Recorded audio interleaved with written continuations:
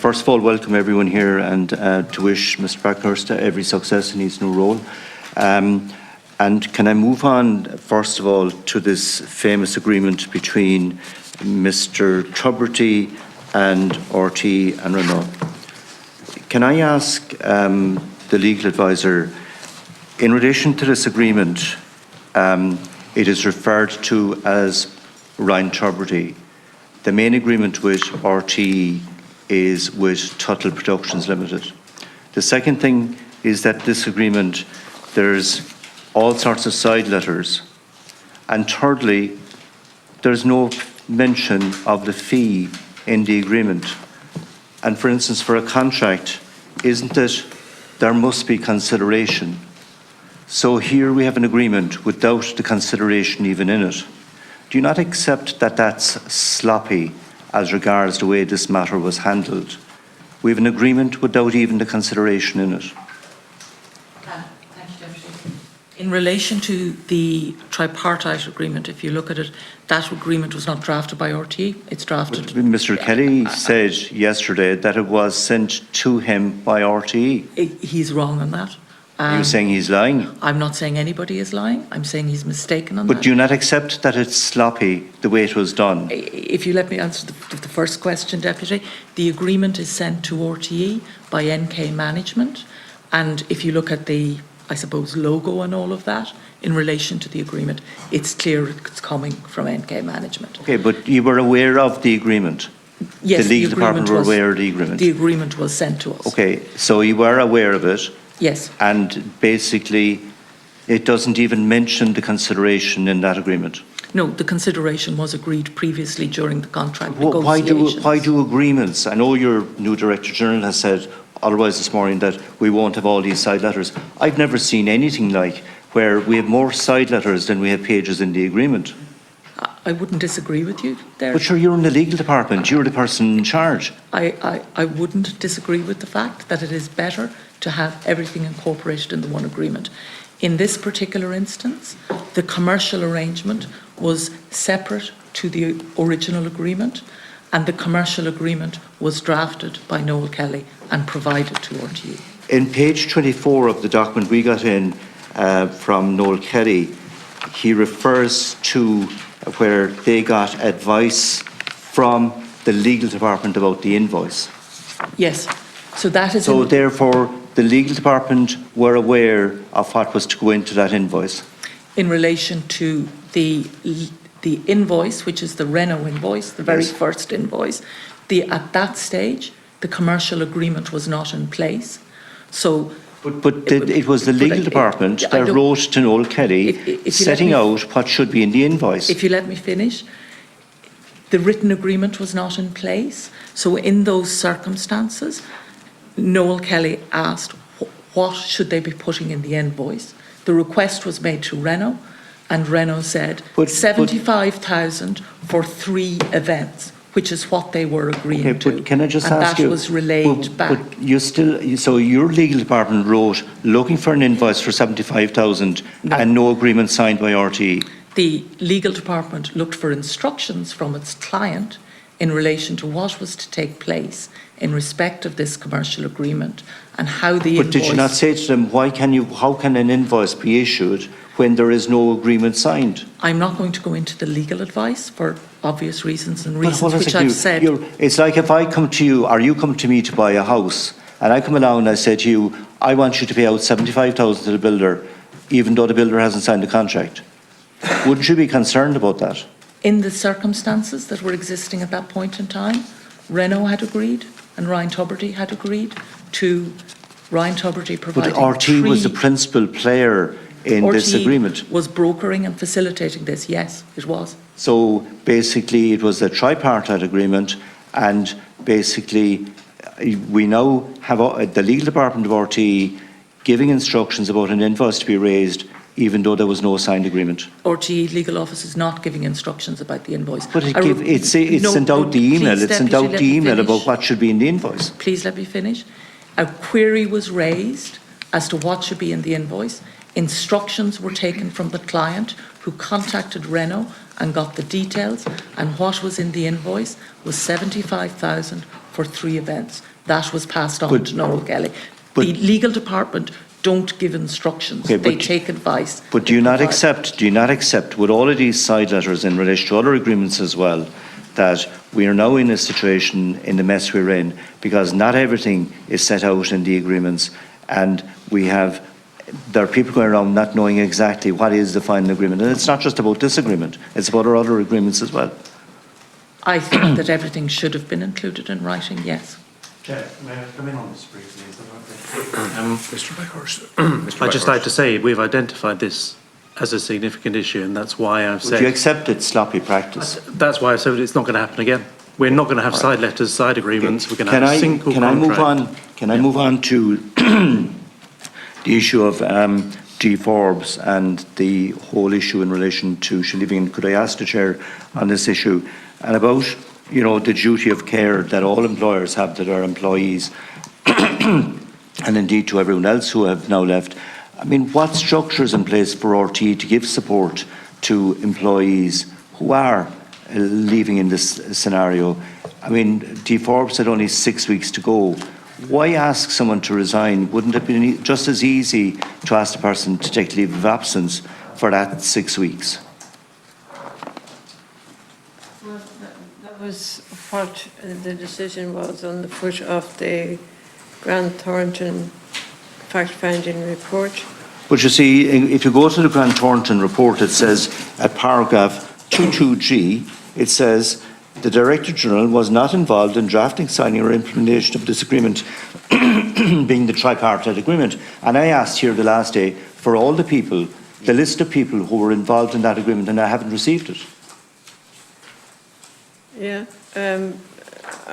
I'm telling you what the process was. No, but I asked for the list of the people who were involved in that making of that agreement, and I have not received it.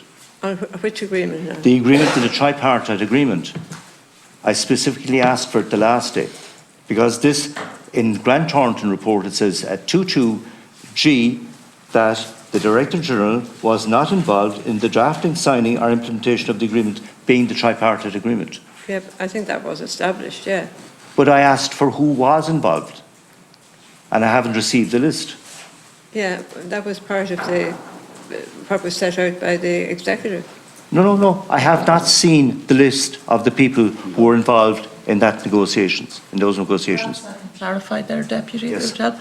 As I said, the agreement was sent to RTE Legal by Noel Kelly Management, and then it was forwarded out to Geraldine O'Leary, who is the Director of Commercial, and Jim Jennings, the Director of Content. So Jim Jennings was the other person that... He was forwarded the agreement. All right.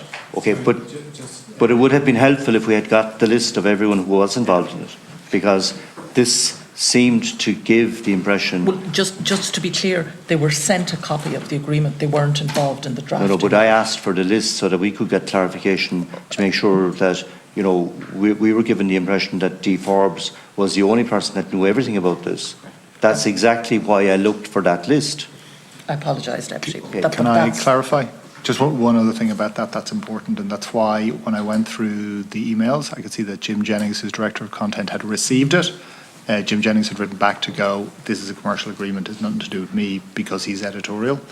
The reason in our initial statement of June the 27th, that it says in terms of the totality of all of this, and we completely recognise how fragmented it is, it comes back to the underwriting on May the 7th of the agreement, because once you do that, in effect, RTE is paying Ryan Tubridy, because, and I think it was... Can I just move on? Yeah, I just sorry. understand that, but I'm saying, look, I asked for the list so that we could have details of everyone involved. That list wasn't given to me. The second thing, can I just ask, in relation to the statement that was issued, and Ryan Tubridy referred to the fact that he's mentioned 15 times in his statement, and he was advised 30 minutes before it was issued.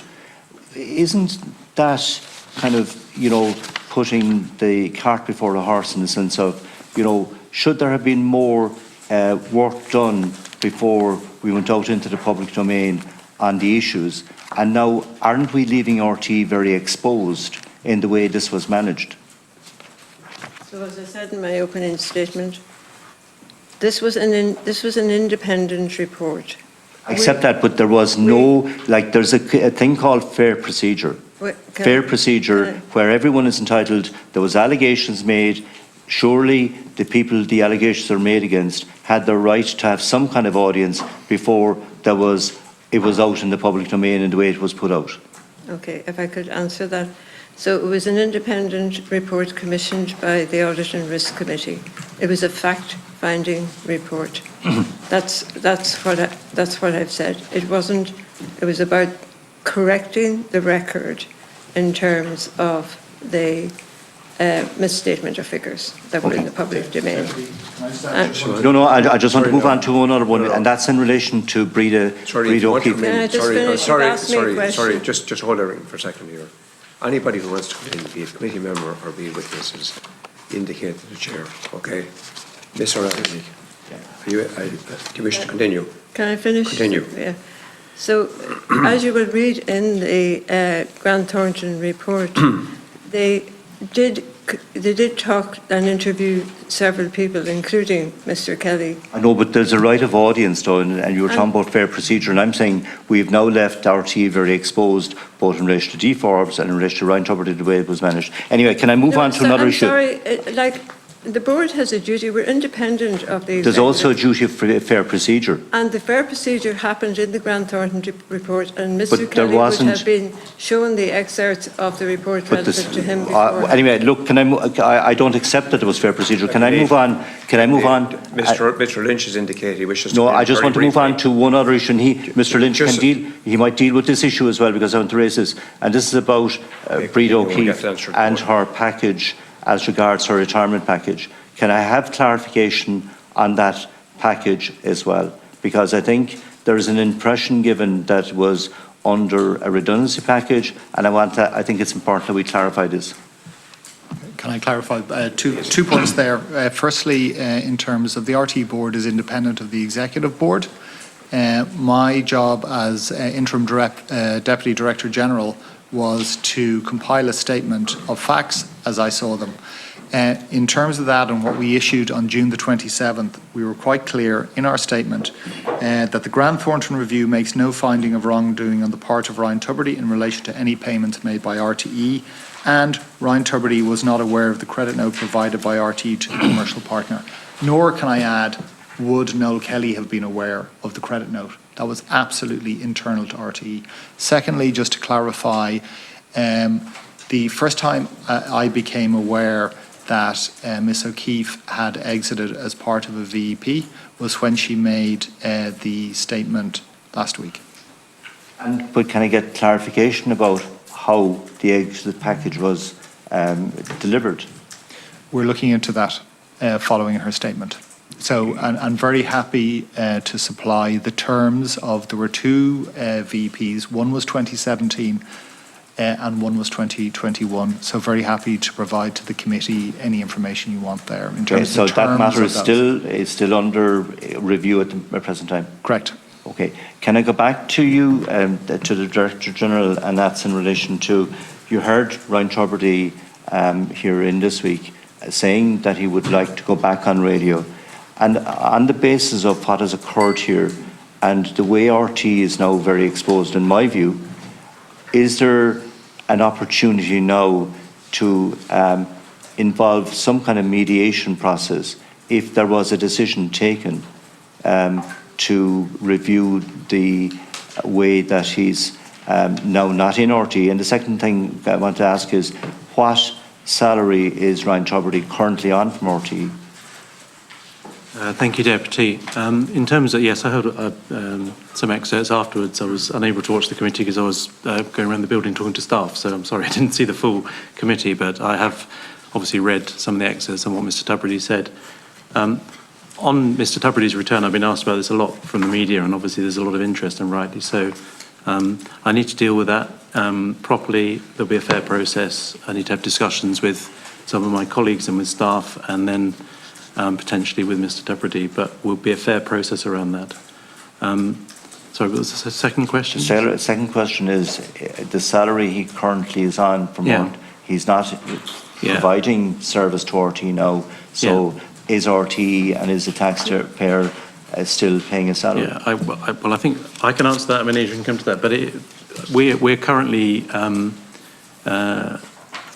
in discussions. Well, we were in discussions. We have to be in continued discussions with Mr. Tubridy's agent about that, because clearly he's not doing his TV programme anymore. He should be available for radio. So we have not settled on exactly what he should be being paid at the moment, but we'll be paying him the appropriate amount once we've finished. Are you saying that there is no salary being currently paid? As of this week, no. Just as of- No, because we need to agree what that level of that is. But it's as and from this week only? Well, as I understand it, the latest invoice came in this week, and my advice is we need to decide exactly what we're paying him, because he's not doing his past duties anymore. So that's currently a process going on. Okay, thank you. Thank you.